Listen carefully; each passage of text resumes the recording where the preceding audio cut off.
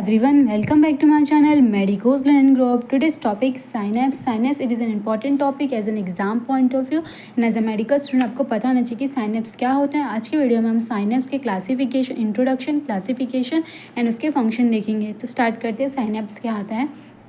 Synapse is a junction between two neurons through which the nerve impulse passes from one neuron to another neuron। तो साइनेप क्या है, ये junction है between the, ये दो neuron के बीच का जंक्शन है जिसके थ्रू जो इम्पल्स होते हैं वो पास होते हैं फ्रॉम वन न्यूरॉन से अनदर न्यूरॉन।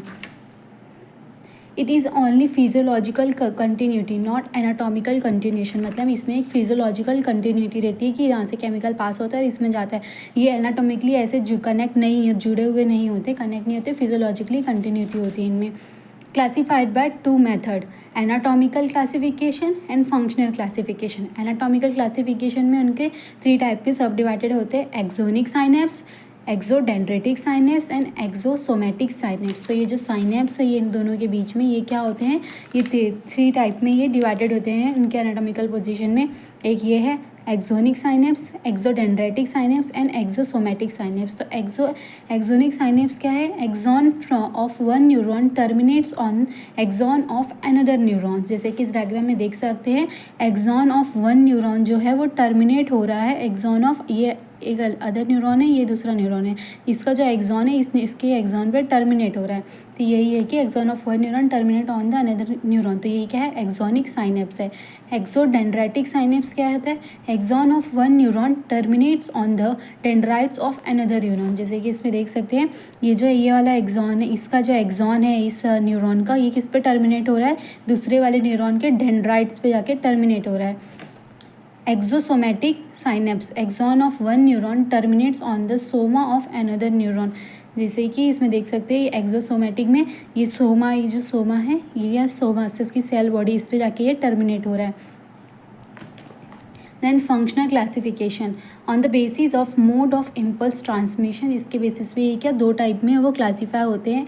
इलेक्ट्रिकल साइनेप्स जिसमें क्या इलेक्ट्रिकल सिग्नल पास होते हैं जिसके थ्रू इम्पल्स पास होता है, इलेक्ट्रिकल सिग्नल के थ्रू इम्पल्स पास होता है। और केमिकल साइनेप्स जिसमें कि इम्पल्स केमिकल के थ्रू पास होते हैं। However generally word synapse refer to the for chemical synapse के लिए रिफ़र किया जाता है। देन उसके function, it is an important है फंक्शन जो कि एग्जाम में भी पूछे जाते हैं और एज ए मेडिकल स्टूडेंट आपको पता होना चाहिए कि कैसे वर्क करते हैं। फंक्शन क्या है कि एक इसका एक्साइटरी फंक्शन है जो कि एक्साइट करेगा, जो भी स्टिमुलस रहेगा उसको सेंड करेगा, एक्साइट करेगा। सेकेंड इनहिबिटरी फंक्शन होता है। तो एक्साइटरी फंक्शन में कैसे वर्क करता है, इसमें एक्साइटरी फंक्शन में फर्स्ट तो क्या होता है, यहाँ पे arrival of action potential in the axon terminal. जैसे कि कोई स्टिमुलस हुआ, फिर वो रिसेप्टर पे गया, रिसेप्टर क्या करेगा, स्टिमुलस भेजेगा। तो इससे क्या होएगा, arrival of action potential generate होगा। एक्शन पोटेंशियल का क्या अराइवल होगा इन एक्सॉन टर्मिनल। ये एक्सॉन टर्मिनल है, यहाँ से अराइवल होएगा एक्शन पोटेंशियल का। जैसे एक्शन पोटेंशियल एंटर करेगा, ये है जो साइनेप्स के पहले वाली मेम्ब्रेन है इसको क्या बोलते हैं, प्री साइनेप्टिक मेम्ब्रेन, और ये साइनेप्स की बाद वाली मेम्ब्रेन को बोलते हैं पोस्ट साइनेप्टिक मेम्ब्रेन बोलते हैं। तो फिर ये जो एक्सॉन टर्मिनल है ये ऐसे एंटर करेगा तो उसमें जो प्री साइनेप्टिक मेम्ब्रेन है यहाँ पे क्या होते हैं, कैल्शियम चैनल्स होते हैं। जैसे ही एक्सॉन टर्मिनल से क्या होएगा, एक्शन पोटेंशियल एंटर होएगा, अराइवल होएगी, तो opening of calcium channels in the pre synaptic membrane.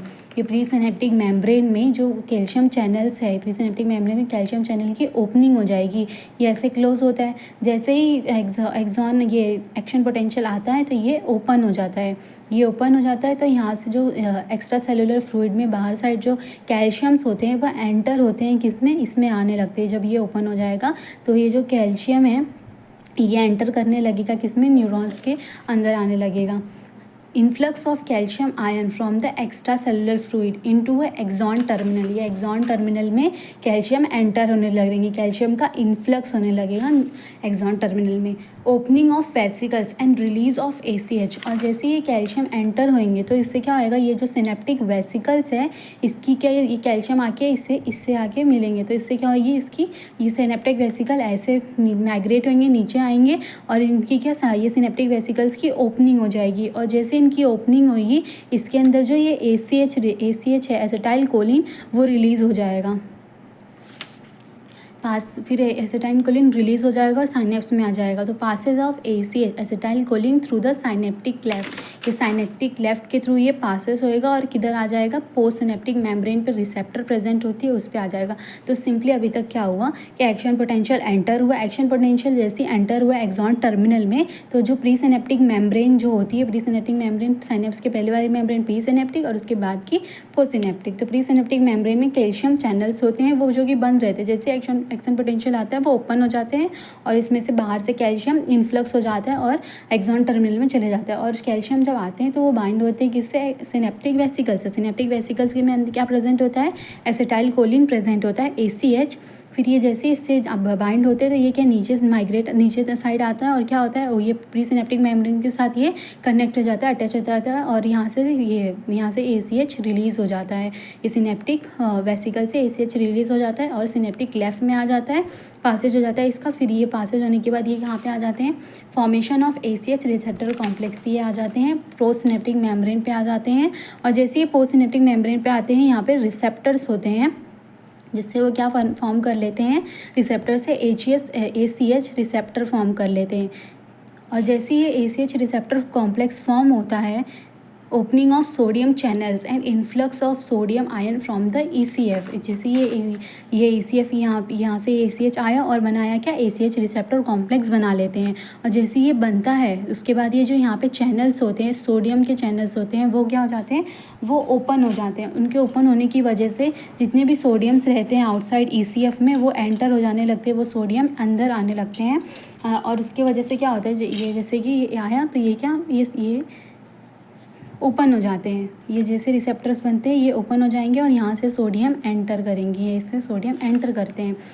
Development of एक्साइटरी प्रोसिनेप्टिक potential, उससे क्या होएगा, डेवलपमेंट होएगी EPFC की, जिसको क्या बोलते हैं, एक्साइटरी पोस्ट सिनेप्टिक पोटेंशियल की डेवलपमेंट होगी। जैसे वो डेवलपमेंट होएगा तो जो भी और भी चैनल्स है उनकी भी क्या ओपनिंग हो जाएगी और वहाँ से भी सोडियम ECF से बाहर आने लगेगा, बाहर से ये इन्फ्लक्स होने लगेगा, किसमें, पोस्ट सिनेप्टिक मेम्ब्रेन में इन्फ्लक्स होने लगेंगी। Influx of sodium ion from the ECF and development of action potential, जिससे डेवलपमेंट होगी एक्शन पोटेंशियल की एंड सेपरेट होएगा, जितने भी एक्शन पोटेंशियल वो सेपरेट होंगे through the axon of post synaptic membrane के थ्रू एक्शन पोटेंशियल हर जगह स्प्रेड हो जाएंगे। तो ये था एक्साइटरी फंक्शन। इसमें क्या होता है, फटाक से देख लेते हैं कि यहाँ पे एक्शन पोटेंशियल आता है जिससे कैल्शियम गेटेड चैनल ओपन हो जाते हैं और कैल्शियम अंदर आने लगता है और कैल्शियम क्या करते हैं, सिनेप्टिक वेसिकल के साथ बाइंड होते हैं। सिनेप्टिक वेसिकल में अंदर क्या प्रेजेंट होते हैं, ACH प्रेजेंट होते हैं जो कि रिलीज होते हैं और फॉर्म यहाँ पे रिसेप्टर प्रेजेंट होते हैं पोस्ट सिनेप्टिक मेम्ब्रेन पे ACH रिसेप्टर कॉम्प्लेक्स बनाता है और उससे क्या होता है, ओपनिंग हो जाती है सोडियम गेटेड चैनल की और अंदर आ जाने सोडियम इन्फ्लक्स होने लगते हैं और उसके वजह से क्या बनता है, एक्साइटरी पोस्ट सिनेप्टिक पोटेंशियल बनता है। और जिसकी वजह से जितने भी और भी चैनल्स होते हैं वो भी ओपन हो जाते हैं और सोडियम का इन्फ्लक्स हो जाता है और एक्शन पोटेंशियल जनरेट होता है। फिर post synaptic membrane action potential क्या कर देता है, अदर न्यूरॉन्स को स्प्रेड कर देता है, ट्रांसफ़र कर देता है। दैट्स इट, ये था excitatory function. Then inhibitory function कैसे होती है, इसमें क्या होता है, arrival of action potential in axon terminal में अराइवल होएगा एक्शन पोटेंशियल का। फिर क्या होएगी, ओपनिंग होएगी calcium channels in presynaptic membrane, वही सेम इन्फ्लक्स होगा कैल्शियम आयन का from the ECF into axon terminal. But यहाँ पे क्या रिलीज़ होएगा, यहाँ पे ACH नहीं रिलीज़ होगा, यहाँ पे होएगा रिलीज़ गाबा रिलीज़ होएगा। क्या बोलते हैं, गामा अमीनो ब्यूट्रिक एसिड बोलते हैं, जो कि क्या करता है, इनहिबिट करने का वर्क करता है। तो जहाँ इसकी तरह नॉर्मल रहेगा एक्साइटरी की तरह कि कैल्शियम आयन ओपन हो सिनेप्टिक वेसिकल से बाइंड होगा, बट यहाँ पे क्या रिलीज़ होता है, ACH रिलीज़ नहीं होता, यहाँ पे क्या रिलीज़ होता है, गाबा रिलीज़ होएगा और यहाँ पे गाबा के रिसेप्टर प्रेजेंट रहेंगे। फिर ये गाबा रिसेप्टर कॉम्प्लेक्स बनाएगा और उसके बाद क्या होएगी, ओपनिंग हो जाएगी पोटेशियम चैनल्स की एंड इन्फ्लक्स हो जाएगा पोटेशियम इनटू ECF। यहाँ से ये पोटेशियम चैनल्स की ओपनिंग हो जाएगी और ये पोटेशियम यहाँ से कहाँ चले जाएगा, बाहर साइड चले जाएगा। पोटेशियम जैसे बाहर जाने लगेगा और कैल्शियम चैनल्स की ओपनिंग हो जाएगी, पोटेशियम और कैल्शियम चैनल्स की ओपनिंग होंगी। कैल्शियम आउटसाइड से अंदर आने लगेंगे और सोडियम यहाँ से बाहर जाने लगेगा, जिसके वजह से यहाँ पे क्या हो जाएगी, नेगेटिविटी ज़्यादा हो जाएगी, इसके अंदर नेगेटिविटी बढ़ जाएगी और इसमें क्या हो जाएगा, बाहर साइड पॉजिटिविटी ज़्यादा हो जाएगी। More negativity inside post synaptic membrane, इससे क्या होएगा, हाइपोपोलराइजेशन होएगा और inhibitory post synaptic potential develop हो जाएगी, इसकी वजह से डेवलप हो जाएगा inhibitory potential, post synaptic potential because of the hypopolarisation की वजह से, हाइपर पोलराइजेशन की वजह से, और इनिबिशन हो जाएगा सिनेप्टिक ट्रांसमिशन का, इनिबिट हो जाएगा। तो इसके दो फंक्शन है, एक excitatory function then inhibitory function. That's it, ये था साइनेप्स, उसके इंट्रोडक्शन, क्लासिफिकेशन एंड फंक्शन।